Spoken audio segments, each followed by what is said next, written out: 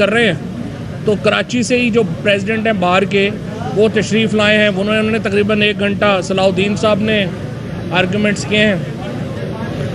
कराची पूरा डूबा हुआ है, लेकिन बाहर के जो कराची के प्रेसिडेंट हैं उन्होंने बेहतर समझा कि जरदारी साहब के इंस्ट्रक्शंस के ऊपर यहाँ पे आके आर्गूमेंट्स करें।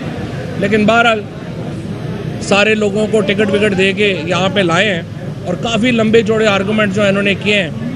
मैं तो समझ रहा था कि बाहर तो कह रहे थे कि हम बाइकआउट कर रहे हैं, लेकिन उनके वकीलों ने तो बहुत घंटों तवील जो हैं वो आर्गूमेंट्स किए हैं। अब आकर के एक नुक्ते के ऊपर बात जो है वो ठहर गई है, और एक नुक्ता सिर्फ ये है कि जो इख्तियार है वो चेयरमैन का है पार्टी का या वो पार्लिमानी पार्टी का है। अब जजेस जो हैं वो इस एक नुक्ते के ऊपर जो है वो उन्होंने प्रपोजिशन बना दी है, और जो आर्टिकल 63 है वो भी इसी ज़िमन में उसकी तशरीह जो है वो होनी है। पहले तो मैं जजेस को समझता हूँ कि आज उन्होंने जिस सब्र का मुजाहरा किया है, जितनी उनके साथ बदतमीज़ी की गई, जितनी बदतहज़ीबी का मुजाहरा किया गया, ख़ुसूसन जो उनके 2 वकील हैं उन्होंने, फिर देखिए मैं आपको याद दिलाना चाहता हूं कि फ़रोग़ नसीम को 2 दफ़ा इस्तीफ़ा देना पड़ा था यहाँ पे आर्गूमेंट्स करने के लिए। आज़म तारड़ साहब ने खुद ही आर्गूमेंट शुरू कर दिए, कम से कम 15-20 मिनट को खुद ही आर्गू कर रहे हैं। लॉ मिनिस्टर, अगर आपका वकील नालायक है, आपको उसके ऊपर एतबार नहीं है, आप अवान को समझते हैं कि बैरिस्टर अवान को समझते हैं कि वो नालायक है, तो आप अच्छा वकील कर लेते। ये क्या बात हुई कि आपने वकील भी किया हुआ है, ख़ुद भी आर्गूमेंट्स कर रहे हैं। बड़ा ऑब्जेक्शनेबल रवैया जो है वो हुकूमत का रहा। और फिर आखिर में तो चीफ जस्टिस साहब को ऑब्ज़र्व करना पड़ा कि लॉ मिनिस्टर साहब, क्या आप जो है समझते हैं कि ये हुकूमत सुप्रीम कोर्ट को तस्लीम नहीं करती? तो ये रवैया पहली बार नहीं है। यहाँ पे बड़ी दफ़ा नून लीग की एक हिस्ट्री रही है। इन्होंने तो फिज़िकली हमला कर दिया था सुप्रीम कोर्ट के ऊपर जब मर्ज़ी के फ़ैसले नहीं हो रहे थे। इन्होंने जजों को ख़रीदा। रफ़ीक तारड़ जो थे, जो इनका खानवादा भी इस्तेमाल हो रहा है जजों को तकसीम करने के लिए।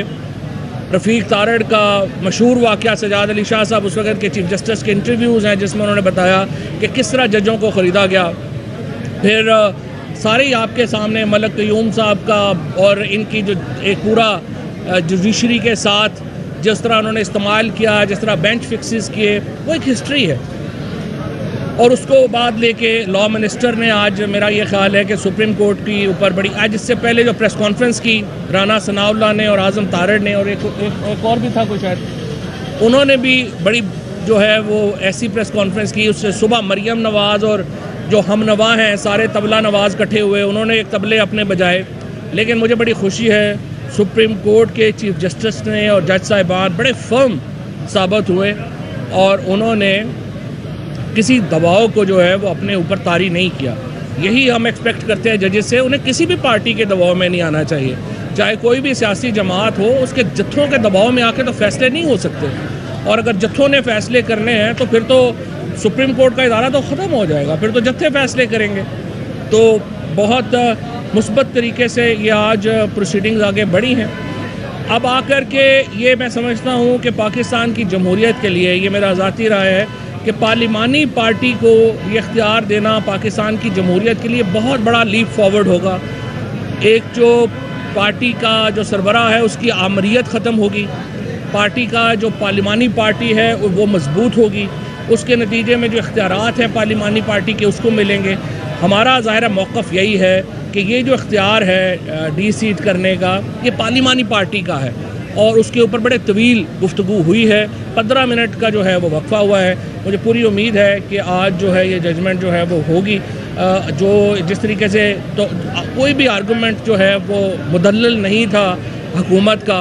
उन्होंने बड़े बड़े वकील किए, करोड़ों रुपए खर्चे, बाहर के प्रेसिडेंट्स को यहाँ पे लाया गया और काफ़ी ख़र्चा जो है हुकूमत ने किया, लेकिन कोई दलील में वज़न नहीं था। तो मुझे उम्मीद यही है कि फ़ैसला जो है वो आज हो पाएगा और हम उसी का इंतज़ार कर रहे हैं। फ़ारूक हबीब, देखें जी, 12 करोड़ का सूबा है, 12 करोड़ का आबादी का सूबा है, पाकिस्तान का 60% है और पिछले 3 माह से तकरीबन वहाँ पर एक जाली वज़ीर आला बैठा हुआ है। अब कितनी देर जो है वो ट्रस्टी वज़ीर आला जो है वो एक सूबे की गवर्नेंस को चला सकता है? सुप्रीम कोर्ट के हुक्म के मुताबिक 22 जुलाई को वोटिंग हो चुकी, 186 की अक्सरियत ने वोट परवेज़ इलाही को डाल दिया, 179 हमजा शहबाज के हैं। अब अगर इनके हाथ से पंजाब का इक़्तिदार निकल गया है तो उसका फ़ैसला पाकिस्तान की पंजाब की आवाम ने इंतखाबात से किया है। पहले इन्होंने लोटों के ज़रिए हुकूमत बनाई थी, वो लोटे सारे कबाड़खाना चले गए और अवामी नुमाइंदों ने आकर अपने वोटों के ज़रिए परवेज़ इलाही को वज़ीर आला मुंतखब कर दिया। सादा सा सिंपल सा मैं समझता हूँ कि मामला है, जिस मामले के ऊपर आज सब वकीलों ने कोशिश की कि वो अपनी फ़ीस का रेट जो है वो बढ़ा सकें। अदरवाइज़ आर्टिकल 63(1)(b) जो है, आर्टिकल 63(a)(1)(b) बड़ा वाज़े है। सुप्रीम कोर्ट का शॉर्ट ऑर्डर 17 मई का वो बड़ा वाज़े है और यही सवाल बार बार पूछा जाता रहा है कि डिप्टी स्पीकर बता दें जिस सुप्रीम कोर्ट के फैसले के ऊपर उन्होंने रिलाई किया है, वो कम अज़ कम जितने आर्गूमेंट्स हमने सुने हैं, हमें तो ये नज़र नहीं आ रहा कि केस का कोई दफा कर पाएँ। और अब ये नहीं हो सकता कि ये अनोखे लाडले, इनका जब भी केस लगेगा ये 13 जमातें जमा होंगी, जमा होके जो है वो जजेस के ऊपर तनकीद करें, उनके ऊपर हमले करें, बेंच को जो है वो टारगेट करें और इनके कहने के ऊपर जो है वो फुल कोर्ट्स बना दी जाएं। इसका मतलब ये है कि सूबे की गवर्नेंस को मज़ीद इल्तवा में डाल दिया जाए, मज़ीद एक जाली वज़ीर आला जो है वो पंजाब के ऊपर बैठा रहे। ये जो जंबो जेट 63 रुकनी इसने काबीना बना दी है, उनके काबीना की गाड़ियों का पेट्रोल का खर्चा, उनकी पेज एंड पर्क्स का खर्चा हमजा शहबाज अपनी जेब से देना, पब्लिक के अवाम के टैक्स के पैसे तो ना दें, क्योंकि उसकी कोई लिजिटिमेसी जो है वो अपनी जगह के ऊपर किसी सूरत भी जो है वो मौजूद नहीं है। और मैं समझता हूँ कि ये बड़ा इम्पॉर्टेंट है कि पाकिस्तान के अंदर ये धौंस की धमकी की बुनियाद के ऊपर जो है वो फैसले ना लिए जाएं, बल्कि पाकिस्तान के अंदर आइन और कानून की बालादस्ती जो है वो कायम होनी चाहिए। और जो फसाद फैलाना चाहता है, जो इंतशार फैलाना चाहता है, इनका भी रास्ता जो है वो हमेशा हमेशा के लिए रुकना चाहिए। जी मलिका साहब। देखिए, फवाद चौधरी ने पहले बात की है कि जो फुल कोर्ट बेंच बनाने का इख्तियार है वो पाकिस्तान की आला अदालत के मोहतरम चीफ जस्टिस के पास है। हमें खुशी हुई है कि आला अदालत के जो जजेस हैं वो अपना जो इख्तियार है वो जत्थों को नहीं दे रहे हैं। यहाँ पर पाकिस्तान मुस्लिम लीग नवाज और PDM की जो 11 पार्टियों, तहरीक इंसाफ के रहनुमा सुप्रीम कोर्ट ऑफ पाकिस्तान के बाहर मीडिया से गुफ्तगू कर रहे हैं। फवाद चौधरी ने कहा कि एक नुक्ते पर बात ठहर गई है, तय किया जाएगा कि इख्तियार पार्टी सरबराह या पार्लिमानी पार्टी का है। इस फैसले से जमहूरियत मजबूत होगी।